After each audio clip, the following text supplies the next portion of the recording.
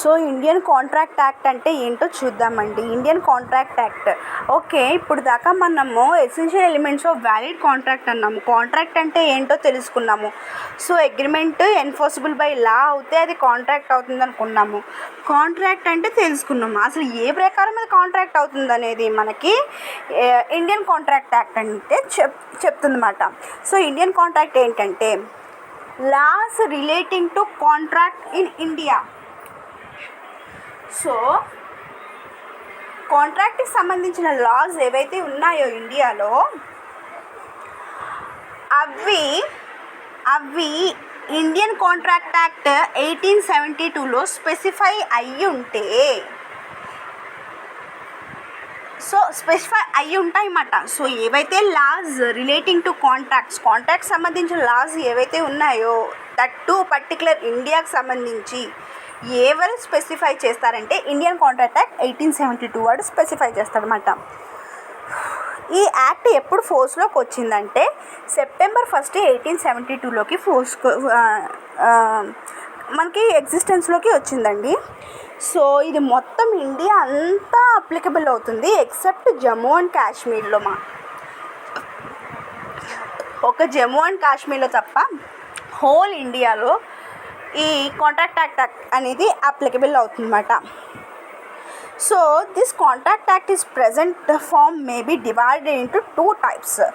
Okay, Indian contract ఇప్పుడు 2 typesగా divide అయ్యిందండి. ఫస్ట్ పార్ట్ ఏంటంటే సెక్షన్ 1 to 75 కవర్ చేస్తుంది ఫస్ట్ పార్ట్. సో అది దేంతో డీల్ చేస్తుందంట, general principles of laws of contract.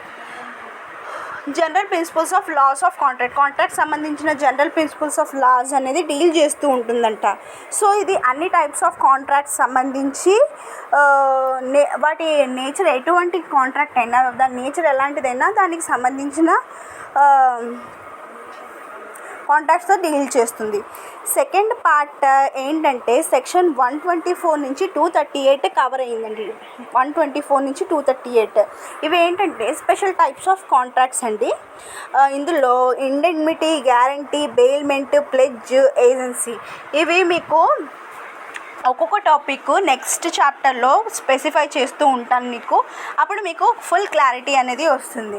So ఈ టైప్ ఆఫ్ స్పెషల్ కాంట్రాక్ట్స్ని డీల్ చేసేదే సెకండ్ పార్ట్ అండి. ఆ సెక్షన్ వచ్చేసరికి 124 నుంచి 238 సెక్షన్స్ కవర్ చేస్తుంది.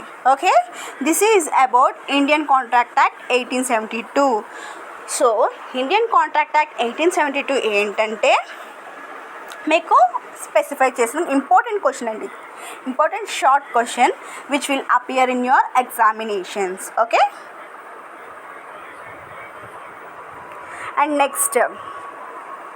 నెక్స్ట్ ఇంపార్టెంట్ క్వశ్చన్ ఏంటంటే కాంట్రాక్ట్స్ గురించి తెలుసుకున్నాము. కాంట్రాక్ట్ యాక్ట్ ఏంటంటే తెలుసుకున్నాము. ఇప్పుడు కాంట్రాక్ట్ యాక్ట్ దేని బేసిస్ మీద ఫామ్ అవుతుంది, on the basis of formation అయితే contract may be made in writing or implied. So contract అనేది 2 typesగా జరుగుతుందండి. ఒకటి రైటింగ్, ఇంకోటి ఇంప్లాయిడ్ ఫామ్లో. సో అందులో ఫస్ట్ వచ్చే కాంట్రాక్ట్ ఏంటంటే ఎక్స్ప్రెస్ కాంట్రాక్ట్స్ మాట. ఎక్స్ప్రెస్ అంటేనే మనకి టైటిల్లోనే ఉంది, ఎక్స్ప్రెస్ చేయడం అంటే మనం బేసిక్గా ఎలా చేస్తామండి, ఒకటి నోటి ద్వారా స్పెసిఫై చేస్తాము, నెక్స్ట్ రిటర్న్ ఫార్మేట్లో స్పెసిఫై చేస్తాము. అది మనం మామూలుగా రాసుకుంటే. సో ఒక అగ్రిమెంట్ ఫామ్ చేయాలంటే 2 parties మధ్య అగ్రిమెంట్ ఫామ్ చేయాలంటే మనకి 2 types ఉంటాయి. ఒకటి వచ్చేసరికి వర్డ్స్లో స్పెసిఫై చేస్తాము, ఇంకోటి స్పోకెన్ రిటర్న్గా అన్నమాట. ఇలా మెయింటైన్ చేస్తే కనుక దాన్ని ఎక్స్ప్రెస్ కాంట్రాక్ట్ అంటాము. సో ఇలా రాస్తే మనకి డిఫికల్టీ ఏముంటుందండి, క్లియర్గా స్పెసిఫై చేసుకుంటాం కదా. సో ఇక్కడ ఎక్స్ప్రెస్ కాంట్రాక్ట్ అనేది ఫామ్ అవుతుంది అన్నమాట. ఇంప్లాయిడ్ కాంట్రాక్ట్ ఏంటంటారంటే ఇది మనకి తెలియకుండా ఇండైరెక్ట్గా సెకండ్ పర్సన్తో మనం కాంట్రాక్ట్ ఫామ్ చేసుకుంటాం. ఈ కాంట్రాక్ట్ మనకి క్లియర్గా స్పెసిఫైడ్గా అర్థం అవ్వాలంటే మనం ఎగ్జాంపుల్స్ చూస్తే అర్థమవుతాయి. సో ఈ ఇంప్లాయిడ్ కాంట్రాక్ట్నే మనం రెండో విధంగా ఏమంటామంటే టాసిక్ కాంట్రాక్ట్ అంటాం అన్నమాట. Okay, so for example RTC బస్సుకి బస్సు ఎక్కామనుకోండి, మనకి కండక్టర్కి ఒక అగ్రిమెంట్ ఫామ్ అవుతుంది. ఏంటి అగ్రిమెంట్ అంటే, నేను పర్టికులర్ డెస్టినేషన్ ప్లేస్కి రీచ్ చేయించాలంటే నువ్వు అంతటి వరకు ఆ బస్సులో కూర్చోవాలి. అంటే నీకు వాడికి ఒక టైప్ ఫామ్ అయ్యింది.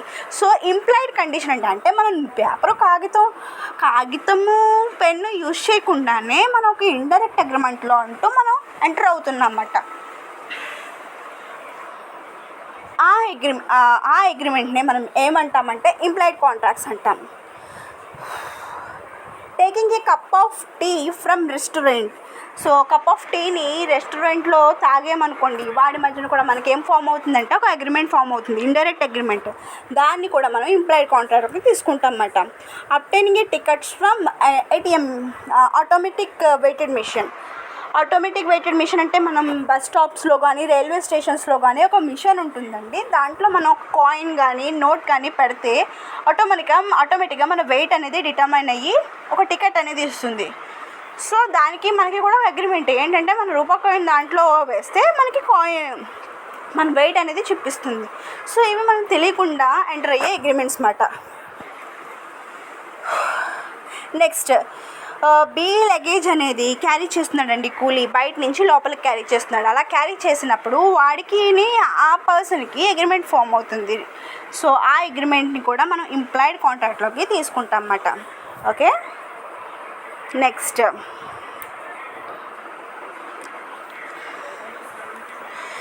So contract classified based on the performance అండి. ఇందాక మనం ఫార్మేషన్ బేసిస్ మీద చూసుకున్నాం, ఇప్పుడు పర్ఫార్మెన్స్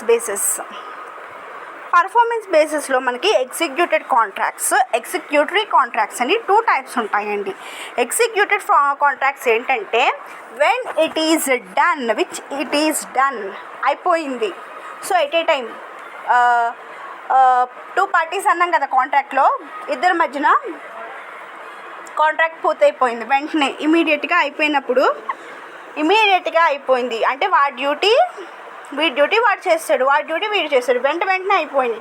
సో దీన్నే మనం ఎగ్జిక్యూటెడ్ కాంట్రాక్ట్ అంటాం. ఎగ్జాంపుల్, బయ్యర్కి సెల్లర్కి. బయ్యర్ అనేవాడు గూడ్స్ పర్చేస్ చేసుకోవడానికి సెల్లర్ దగ్గరికి వచ్చాడండి. సెల్లర్ ఏం చేస్తాడు, గూడ్స్ అనేవి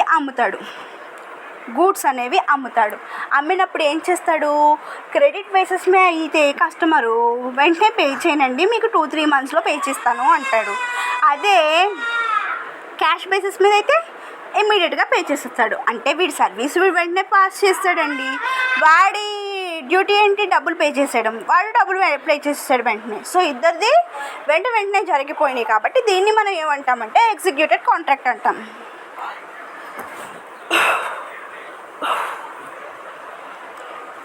this is about executed contract. Next executory contract అంటే ఏంటో చూద్దాం. Which to be carried out into effect, which remains to be carried out into effect అంటాం. సో ఈ కాంట్రాక్ట్ ఏంటంటే, both the parties have to perform their obligations. అంటే వాళ్ళు obligations అనేవి perform చేయాల్సి ఉంటుంది. ఫర్ ఎగ్జాంపుల్, ఏ అనేవాడు బీకి పెయింట్ చేస్తానన్నాడండి. ఇన్ రిటర్న్ బి అనేవాడు ఏం చేయాలి, వాడికి అమౌంట్ పే చేయాలి. ఫర్ ఎగ్జాంపుల్ 250 అమౌంట్ని ఇక్కడ క్వశ్చన్లో ఇచ్చాడు, 250 ఆడు పే చేయలేదు. అంటే పే చేయకపోతే అక్కడ మనకి ఏం ఫామ్ అయిందండి, ఎగ్జిక్యూటరీ కాంట్రాక్ట్ ఫామ్ అవుతుందంట. సో ఒక పార్టీ అనేవాడు ఏం చేశాడు, A agrees to paint a picture for B if A has not paid the price for it, the contract is set to be executory contract. దాన్ని మనం executory contract అని అంటామన్నమాట. Okay,